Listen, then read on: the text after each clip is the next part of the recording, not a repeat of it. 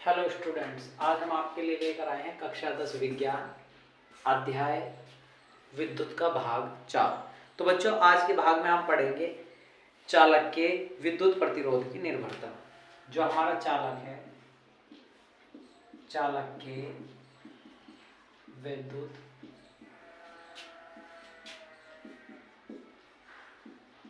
प्रतिरोध की निर्भरता। तो बच्चों, जो चालक का प्रतिरोध है वो किन किन बातों पर निर्भर करता है। तो बच्चों, चालक का जो प्रतिरोध है वो निम्न बातों पर निर्भर करता है। नंबर एक, चालक की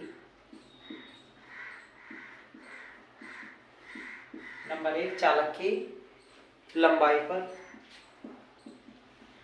चालक की लंबाई पर किसी चालक का जो तार है, प्रतिरोध है, वो लंबाई के समानुपाती हो। चालक के जो प्रतिरोध है वो जो चालक का प्रतिरोध है वो लंबाई के समानुपाती होता है। नंबर दो बच्चों, चालक के तार के क्षेत्रफल के। चालक के तार पर क्षेत्रफल के जो प्रतिरोध है वो अनुप्रस्थ काट के क्षेत्रफल के व्युत्क्रमानुपाती होता है। जो चालक की लंबाई के तो समानुपाती और प्रतिरोध के प्रतिरोध जो है क्षेत्रफल के व्युत्क्रमानुपाती होता है। नंबर तीन बच्चों, तीसरा है चालक तार के पदार्थ पर। चालक तार के पदार्थ पर। तो जो चालक है बच्चों वो तार के पदार्थ पर भी निर्भर करे, क्योंकि इसकी जो लंबाई है वो भिन्न भिन्न ताप पे भिन्न भिन्न रहे। ठीक है ना बच्चों। तो तार के पदार्थ पे यानी ताप बढ़ने पे प्रतिरोध कैसा हो, बढ़ जाए। ताप बढ़ने पर प्रतिरोध बढ़ता है। यदि हम ताप को बढ़ाएंगे तो प्रतिरोध भी कैसा होगा बच्चों, बढ़ेगा। तो बच्चों, चौथा है चालक तार के पदार्थ पर। यदि विभिन्न पदार्थों के समान लंबाई L तथा समान अनुप्रस्थ काट A के तार के लिए जाए तो उनका जो प्रतिरोध है वो भिन्न भिन्न होंगे।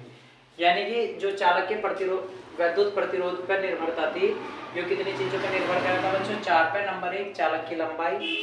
जो प्रतिरोध जो चालक की लंबाई के समानुपाती होगा था। नंबर दो, चालक के तार का क्षेत्रफल। जो प्रतिरोध था वो अनुप्रस्थ काट के क्षेत्रफल के व्युत्क्रमानुपाती होगा था। नंबर तीन, चालक तार के ताप पर, यानी ताप बढ़ने पर प्रतिरोध भी बढ़ेगा रहता। और चालक तार के पदार्थ पर, यानी विभिन्न पदार्थों के समान लंबाई तथा समान अनुप्रस्थ काट के A यानी क्षेत्रफल के लिए लिए जाए तो उनके प्रतिरोध भिन्न भिन्न होंगे। तो जो चालक के विद्युत प्रतिरोध की निर्भरता थी वो 4 चीज पे निर्भर कर रही थी। तो बच्चों, आप देखते हैं नेक्स्ट टॉपिक, विशिष्ट प्रतिरोध। तो बच्चों, विशिष्ट प्रतिरोध कहते किसे?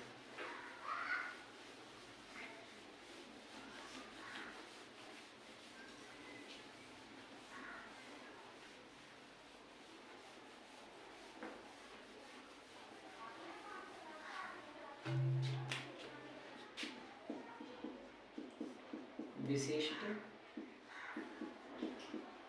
प्रतिरोध। विशिष्ट प्रतिरोध किसी चालक का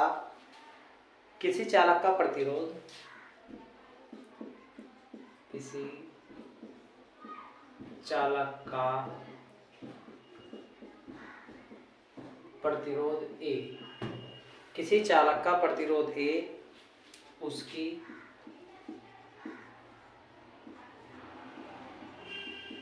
लंबाई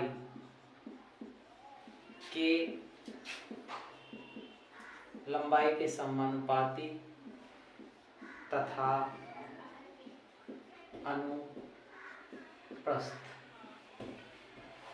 अनुप्रस्थ काट के क्षेत्रफल A के व्युत्क्रमानुपाती होता है। देखो बच्चों कैसे, जो प्रतिरोध R था वो समानुपाती तो L के और व्युत्क्रमानुपाती A के हो गया था। अब इसे व्युत्क्रम इस चिन्ह को हटाने के लिए हम एक नियतांक ले लेंगे यहाँ रो L बटे A। यदि हम रो का वैल्यू यहाँ से निकाल दें बच्चों तो रो बराबर क्या हो जाएगा RA बटे L। ठीक है बच्चों,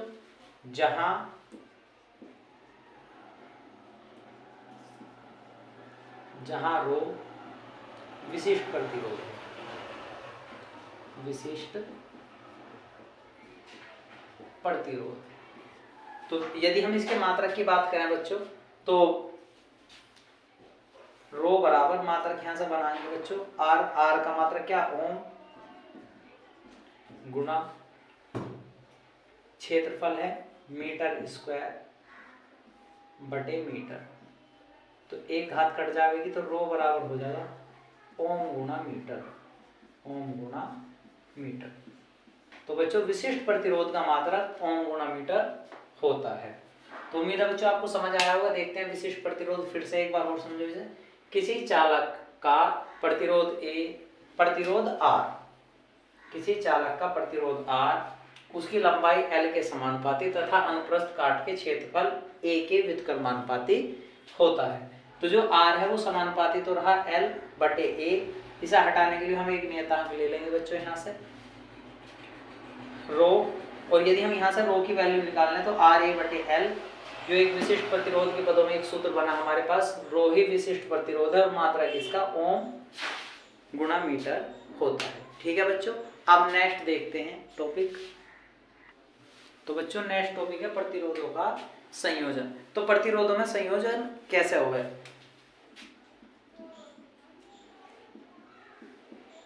प्रतिरोधों में संयोजन दो प्रकार से होता है। तो बच्चों जो संयोजन है वो दो प्रकार से होता है। नंबर एक, प्रतिरोधों का श्रेणी क्रम में संयोजन। पहला, प्रतिरोधों का श्रेणी क्रम में संयोजन। जो हमारे प्रतिरोध हैं उनका श्रेणी क्रम में संयोजन बच्चों। तो प्रतिरोध को श्रेणी क्रम में संयोजन के लिए एक चित्र के माध्यम से हम यहाँ से समझेंगे।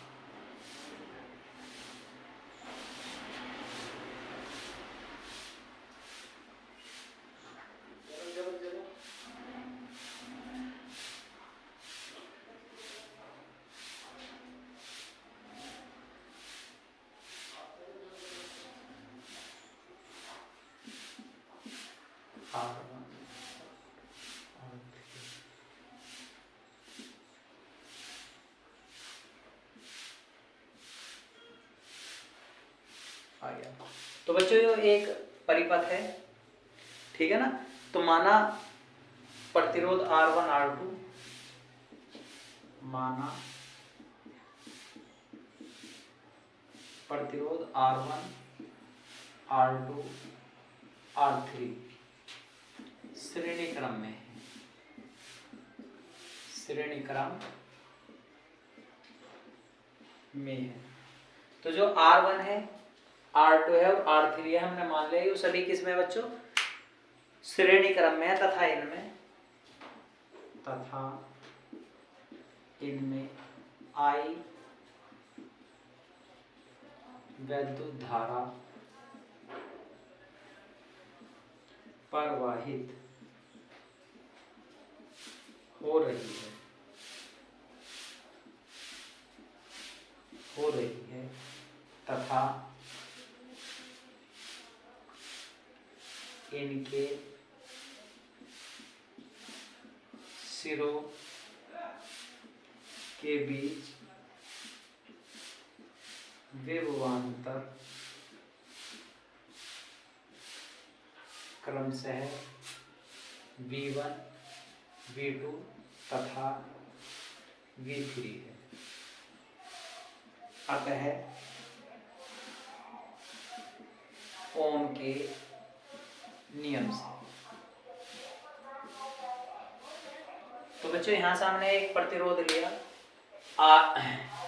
माना प्रतिरोध R1, R2, R3 श्रेणी क्रम में है। इनमें I विद्युत धारा प्रवाहित हो रही है तथा इनके सिरों के बीच विभवांतर V1, V2 तथा V3 है ओम के नियम से। तो बच्चों ओम का नियम हमने पढ़ा था V बराबर IR से। तो ओम का नियम हम V बराबर IR से पढ़ेंगे बच्चों। तो बच्चों ओम के नियम से V बराबर IR में हम लगाएंगे। तो विभवांतर यदि पहले वाले के लिए लगाएं, पहले प्रतिरोध के लिए, तो V1 और I R1 हो जाएगा। दूसरे वाले पे लगाएं तो V2 I R2 हो जाएगा और तीसरे वाले के लिए लगाएं तो I बराबर R3 हो जाएगा। ठीक है बच्चों। यदि हम बैटरी का विभवांतर V हो तब, यदि बैटरी का विभवांतर V हो तब, तो सूत्र क्या बनेगा बच्चों? V बराबर V1 plus V2 plus V3। तो बच्चों यहाँ हम V तो बराबर था ही, V1 का मान कितना बच्चों? I R1, दूसरा V2 का मान I R2 और तीसरा I R3। तीनों मान ले लेंगे और तीनों मान में से I को कॉमन ले लेंगे। तो I कॉमन लेने पे बचेगा यहाँ R1 plus R2 plus R3। तो बच्चों V I इस तरफ गुना में है, दूसरी तरफ लाएंगे तो भाग में, बराबर R1 plus R2 plus R3। तो V अपॉन I किसके बराबर हो बच्चों ओम के नियम में? R के। तो R1 plus R2 plus R3। तो बच्चों तुल्य प्रतिरोध किसके बराबर है? R1 R2 R3 के बराबर है। यानी प्रतिरोध का श्रेणी क्रम में जो संयोजन का सूत्र बन गया है वो है R बराबर R1 plus R2 plus R3। ठीक है बच्चों, उम्मीद है आपको समझ आया होगा। नेक्स्ट देखते हैं, दूसरा प्रकार है इसका। प्रतिरोध का श्रेणी क्रम में संयोजन के बाद है प्रतिरोधों का समांतर क्रम में। तो दूसरा प्रकार है बच्चों समांतर क्रम में संयोजन। तो बच्चों हम समांतर क्रम के संयोजन की बात करेंगे। लगभग इससे मिलता जुलता ही है संयोजन। अब की बार हम क्या काम करेंगे, कोई एक बैटरी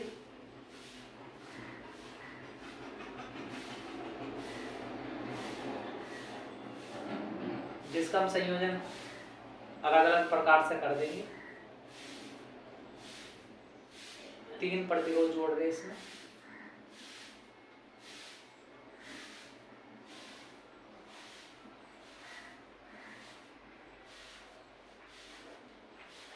जो प्लस जो माइनस, यहाँ एक इसमें कुंजी लगा देंगे। तो धारा बच्चों यहाँ से प्रवाहित करी I, यहाँ तक पहुंची, पर यहाँ आने पर धारा बढ़ गई बच्चों। ऊपर वाली धारा I1, बीच वाली धारा I2 और नीचे वाली धारा I3। यो R1, यो R2, यो R3 प्रतिरोध है। धारा वापस निकलने पर फिर से दोबारा कितनी हो जाएगी बच्चों? I हो जाएगी। ठीक है, फिर से कहेंगे माना प्रतिरोध R1 R2 R3 समांतर क्रम में है, समांतर क्रम में है तथा इसमें I1 I2 तथा I3 विद्युत धारा प्रवाहित हो रही है तथा इनके बीच सिरों का विभवांतर V है। कितना है बच्चों विभवांतर? अब की बात V है, अतः ओम के नियम से। तो बच्चों अब विभवांतर V है तो I के पदों वाला सूत्र ओम के नियम में लगाएंगे। तो अब हम यहाँ से I के मान को रखते हैं। I जो I बना था बच्चों, तो I बराबर क्या ओम के नियम के अनुसार I का मान क्या हो जाएगा? V अपॉन R से। तो ये सूत्र लगाएंगे। अब की बार हमने माना प्रतिरोध R1 R2 R3 इस बार किसमें बच्चों? समांतर क्रम में है इनमें, तथा इनमें I1 I2 I3 धारा प्रवाहित हो रही है तथा इनके सिरों के बीच विभवांतर V है, अतः ओम के नियम से। तो बच्चों अब की बार धारा जब I बनती तो V तो नियत था R1 हो जाएगा I2 के लिए V/R2 हो जाएगा और I3 के लिए V/R3 हो जाएगा। ठीक है बच्चों, तो धाराएं कितनी होगी, I1 बराबर V/R1, I2 बराबर V/R2, I3 बराबर V/R3। तीन धाराएं बनी बच्चों। अब हम तीनों धाराओं को लेंगे। यदि जो पूरा परिपथ था उसमें धारा का मान कैसा रहा हो, समान रहा हो, तो I बराबर सूत्र बन जाएगा I1 plus I2 plus I3। यदि तीनों धाराएं कैसी हो बच्चों, आपस में समान हो, तो हम यहां मान रख देंगे। पहला मान V/R1 plus V/R2 plus V/R3। तीनों में बच्चों V क्या हो सके, कॉमन है क्योंकि कांस्टेंट है। V हम कॉमन ले लेंगे, क्या बचा 1/R1 plus 1/R2 plus 1/R3। तो V को बच्चों इस तरफ गुना में दूसरी तरफ ले आएंगे तो किस में आ जाएगा, भाग में चला जाएगा दूसरी साइड में जाने पे। तो I/V बराबर 1/R1 plus 1/R2 plus 1/R3। आपने बच्चों ओम के नियम में पढ़ा है I/V किसके बराबर हो बच्चों, 1/R के। तो 1/R1 plus 1/R2 plus 1/R3, ये तीनों कैसे हो आपस में बराबर, यानी कि तुल्य प्रतिरोध का व्युत्क्रम प्रतिरोधों के व्युत्क्रमों के योग के बराबर होता है। तो यदि हम प्रतिरोध को किस में रखें बच्चों, समांतर क्रम में संयोजन करेंगे तो सूत्र हमारे पास बन का होगा 1/R बराबर 1/R1 plus 1/R2 plus 1/R3। तो बच्चों नेक्स्ट टॉपिक इसी में देखते हैं, ये किन किन बातों पर निर्भर करते हैं, प्रतिरोधकों का के समांतर क्रम में संयोजन के नियम। जो हमारे प्रतिरोधक थे ये किस किस नियम में संयोजन पर किस किस बात पर निर्भर करते हैं।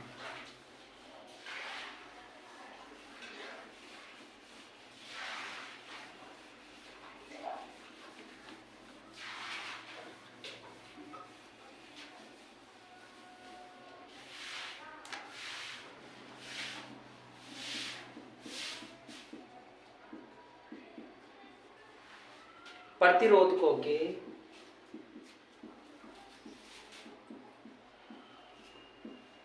समांतर क्रम में संयोजन के नियम। तो बच्चों इसके तीन नियम हैं संयोजन के। पहला नियम, प्रतिरोधकों के सभी प्रतिरोधकों के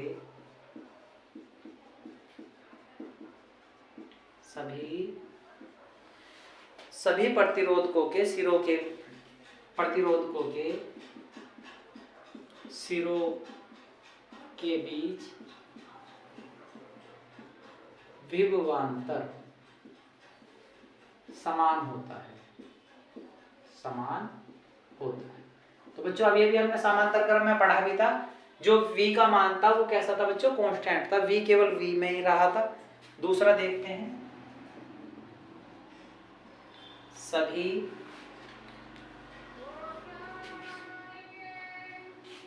सभी प्रतिरोधकों में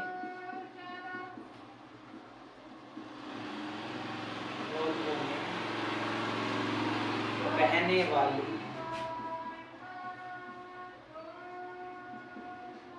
सभी प्रतिरोधकों में बहने वाली धाराएं उनके प्रतिरोध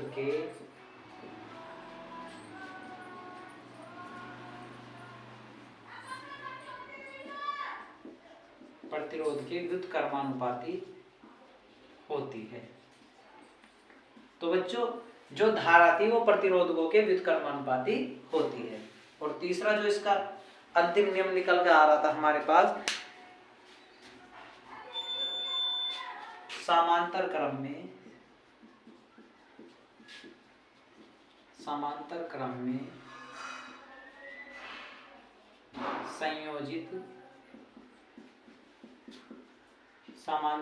में संयोजित प्रतिरोधकों के तुल्य प्रतिरोध तथा प्रतिरोधकों के तुल्य प्रतिरोध के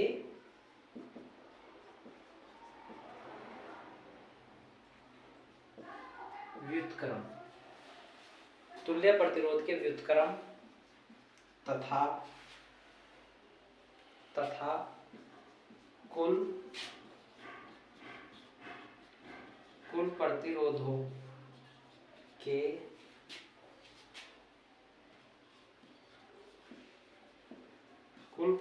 के व्युत्क्रम के योग के बराबर होता है।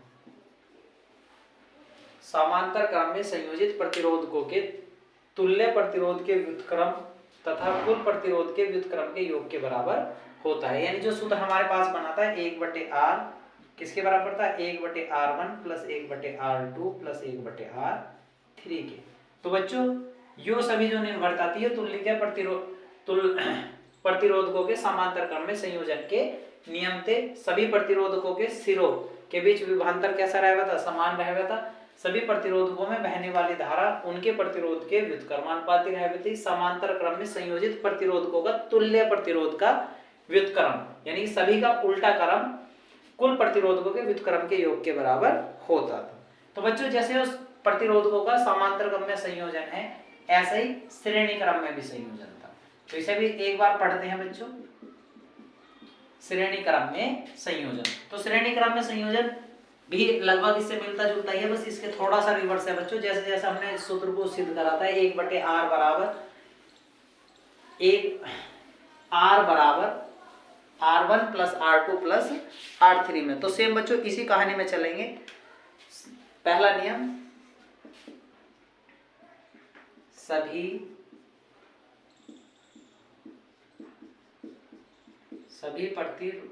प्रतिरोधकों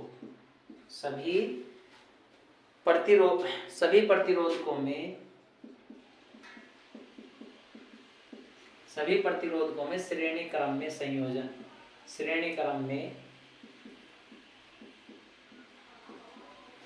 सभी प्रतिरोधकों में श्रेणी क्रम में बहने वाली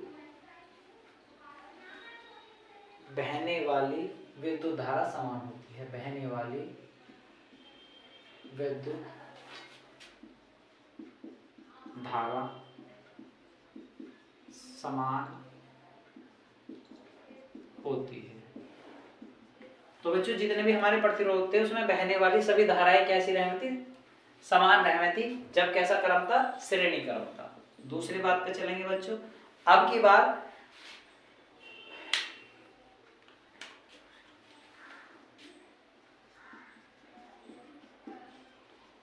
प्रतिरोधकों के सिरों के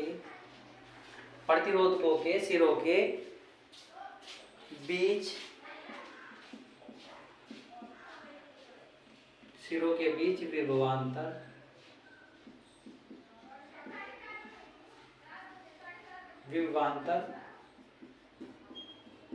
प्रतिरोधों के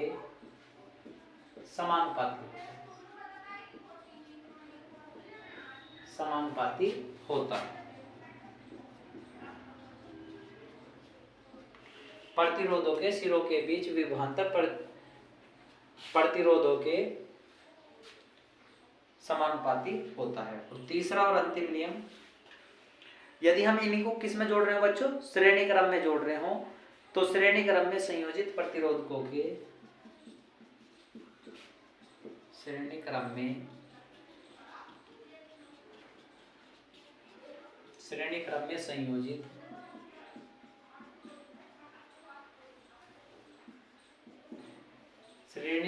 संयोजित प्रतिरोधकों का समतुल्य